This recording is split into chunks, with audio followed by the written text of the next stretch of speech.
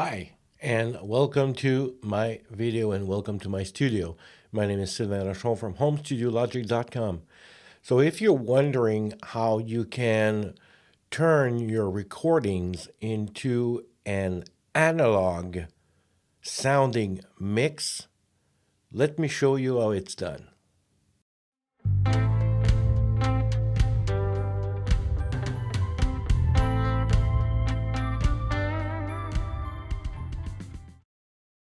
All right, so I'm very excited to show that to you guys.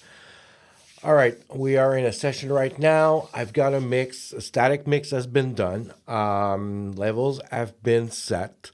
As you know, it may change later on when we introduce the plugins, but we want to, my thinking is I want this song to be sounding more analog than anything else.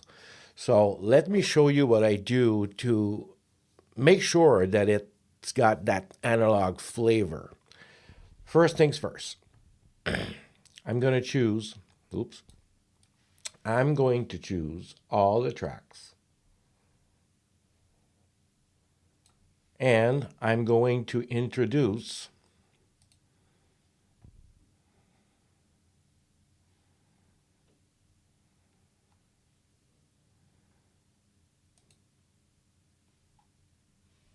a Studer tape recorder, the A800. I want to have that tape effect on my recording. So that's why I'm using it, first of all. And second of all, I'm going to introduce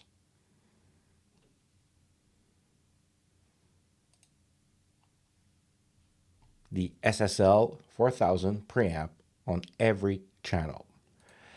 Now, without doing anything on the preamp on the channels, right now, if I'm going to turn them off, then I'm going to turn them on, you'll automatically hear a difference. So we're setting our DAW like if we would be in a recording studio and being just in front of a mixing console. Basically, that's what it is. So you have created your own mixing console where you've got EQ, you've got gate inside that SSL plugin. You've got a compressor that is extremely good. It's got a fast attack. It works really well. And you can also create natural distortion or saturation if you want by changing the from line to microphone and by increasing the level of the fader and then lowering down the output.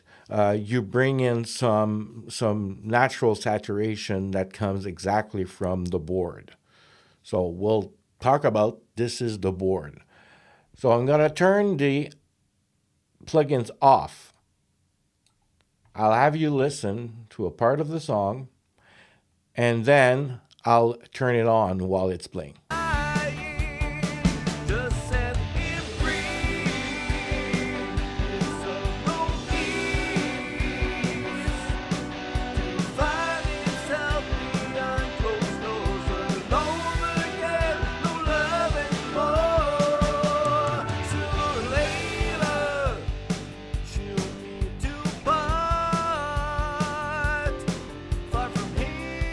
So that's dry and dry. So I'm going to press play again, and it's going to start from the same position. And a few seconds after it started, I'm going to turn on the two plugins.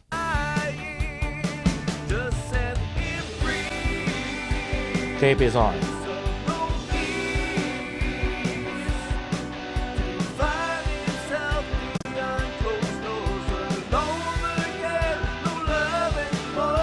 What did you notice? Did you notice that, first of all, the bottom end got alive? You're hearing more of the kick drum. And it it just expanded with the tape on each channel. Let's listen to it again.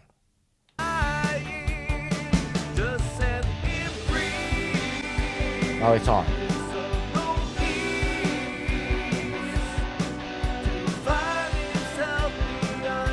Back off.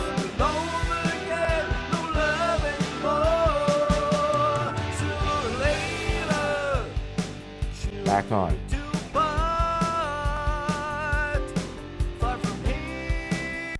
Now we're going to be turning on the SSL preamp, and you'll probably say, "Well, it is not going to do anything," because the audio signal will be going through its circuitry, and it will change.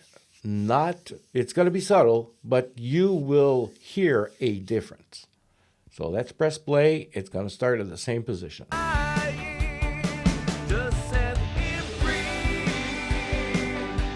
Turning it on. Off.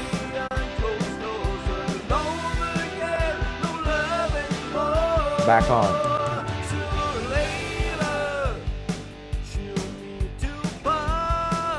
I'm mostly hearing a difference in the sound of the guitar. It becomes a little bit more brighter. So it's very interesting. Now, one other thing that I like to do on the output, I like to start also with this tuner. Okay, and I'm going to switch that to 30. So 30 IPS is a little bit brighter. It results in being a more clearer mix. So we're going a little bit darker inside the mixing board, but at the end we want to create a little bit of clarity, if you want.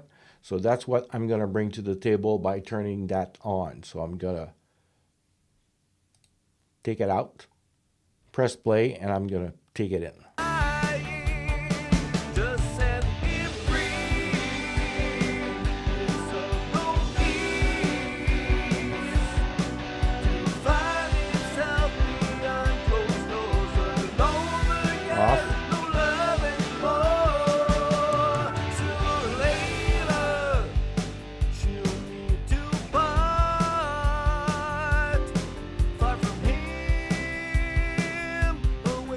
So one thing that I must say about this tuner is that it's got a lot of low end. So you want your low end to be controlled. So you go underneath the hood here, and you have that low frequency boost. You want to turn it down because I don't know if you heard, the bass drum became more dominant, if you want, and that may be not what you're looking for unless it is. It's your choice when you're doing a mix if you want the bass drum to be loud. So let's press play and adjust that low frequency.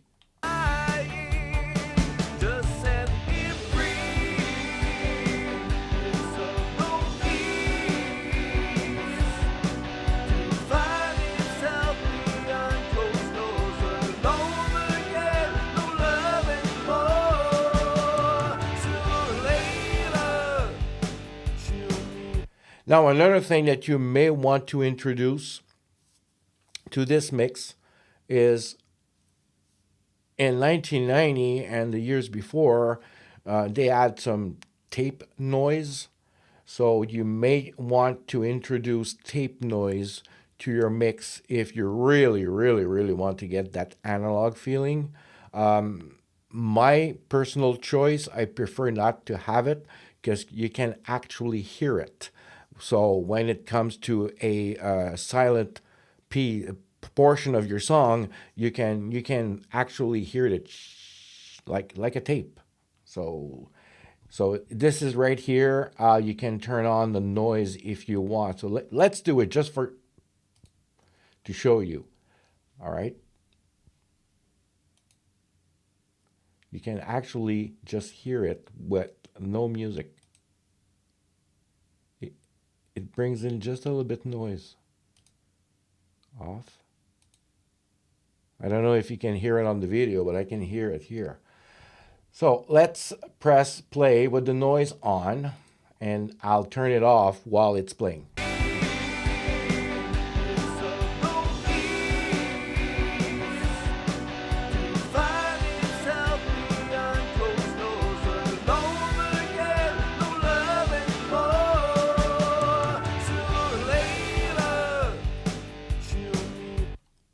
Doesn't really do a difference on the audio side, but you can definitely hear it when the music's stopping, and in areas of your song, well, you might have a maybe a measure that it's a drop dead kind of a thing. All right, so I've got tape. Also, what I like to do is I like to put on my output a compressor, and my compressor of choice is the Capital Master Income compressor. And let's set it up. You'll definitely hear how it sounds after I'm done, and you'll say, okay.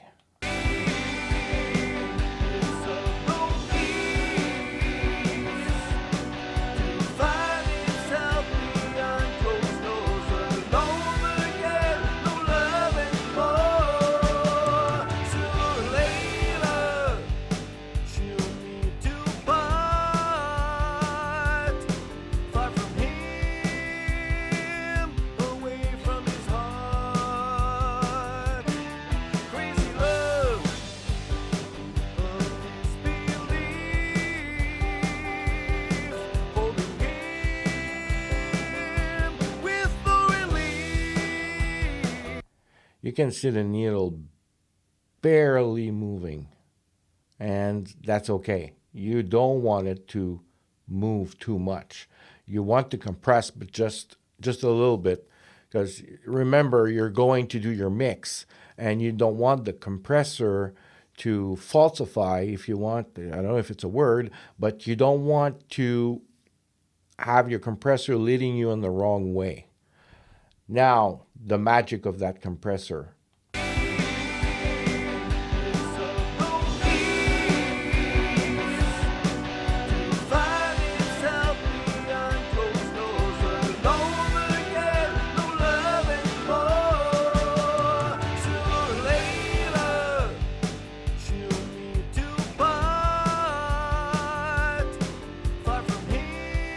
Do you hear it? That's without the compressor.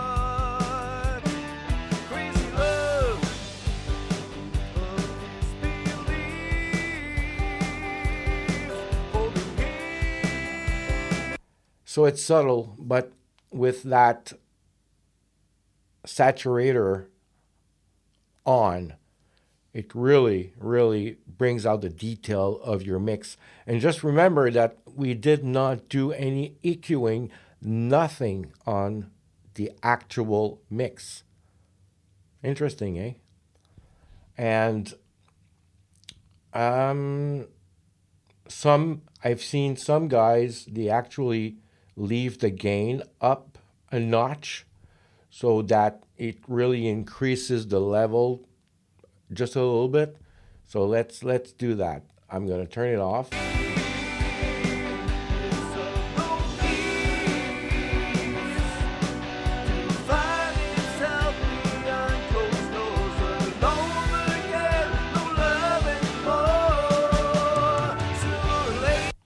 So do you agree that at this moment, without having done anything on the mix, sounds decent? Yeah, for sure. We need to work on it. We need to make sure that the bass is hitting in the right spot, and you have to make sure that the drums are sounding right. But to start with, giving it that analog flavor, we already have a good sounding mix without doing anything.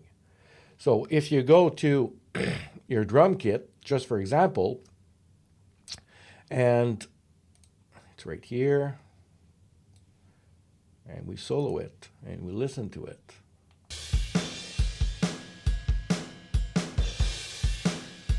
So we can definitely hear that the kick drum is very dominant.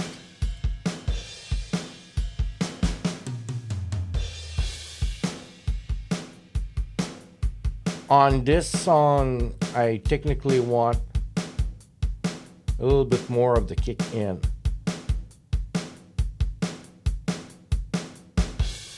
I want to hear the beater a little bit more than hearing the output, because if you listen to the output by itself, I'm just going to do this.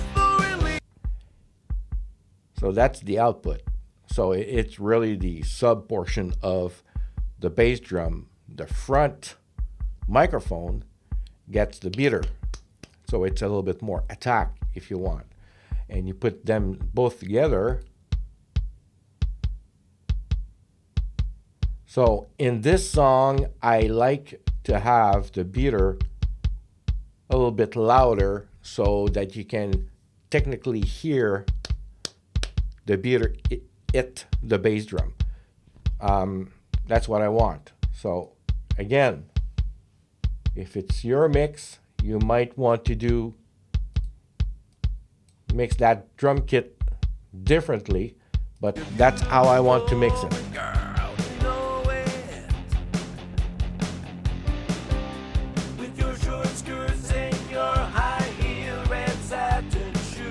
So we all know that the overheads are very important. Well, for two factors. It's the full kit. It's sometimes mic'd in stereo, so it gives you a stereo effect, and there are cymbals and hi-hat present.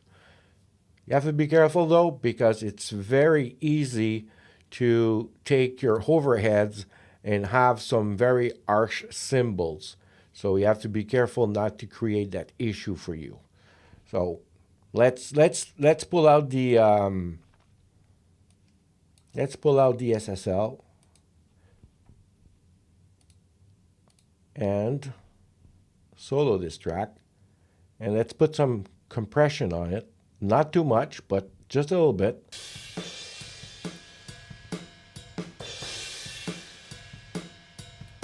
Fast attack. We'll go with a release that's longer because we want the woo to stay. 4-1.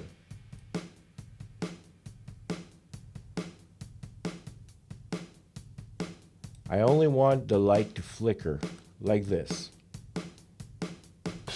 That's a little trick that I've learned. And high pass filter around 20. You have to be careful with the bass drum. If your kick out is too loud, it's easy to get the whoa, whoa, whoa, whoa, whoa, whoa. So you don't want that. Now we can hear that the cymbals are a little bit harsh. So let's go find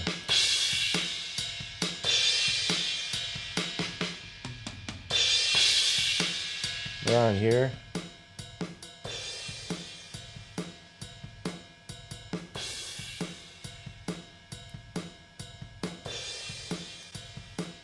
So let's bring in some 8K.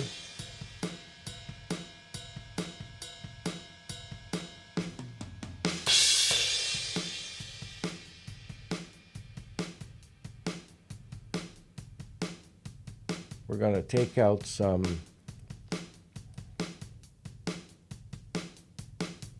around 400 hertz.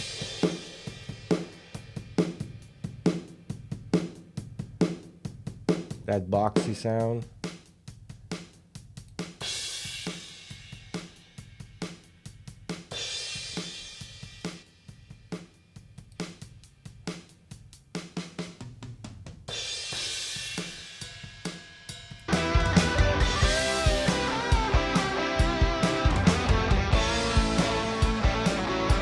So you can definitely hear that the what we did right now just to the overheads made the kit sound nicer.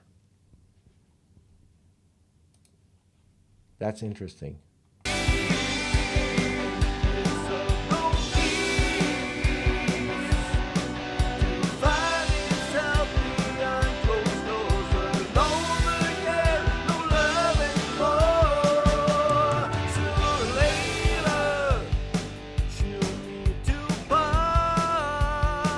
So I remove a bit of 8K. I found that the cymbals were a little bit too. So you don't want that. You don't want the cymbals to be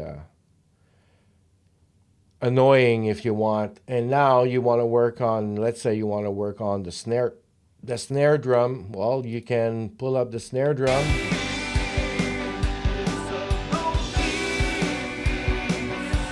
Compressor.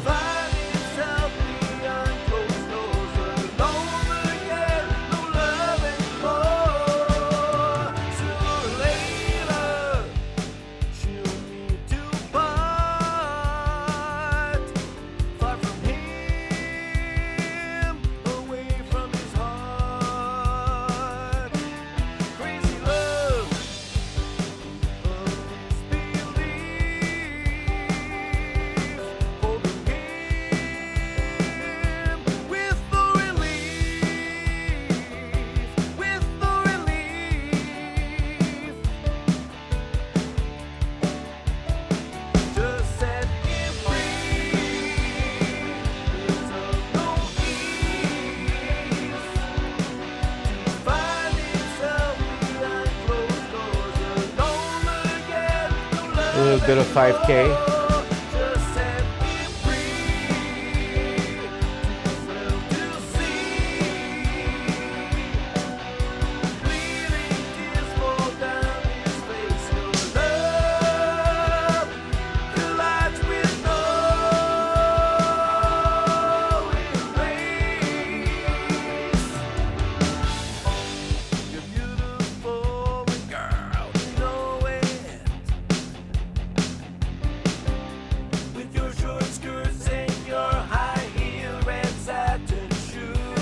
So what I did there, I increased the fader and lowered down the output, so it gives a little bit of saturation to the snare, the top snare portion. So it's very nice. Now we're going to go to the bottom portion of the snare and adjust it.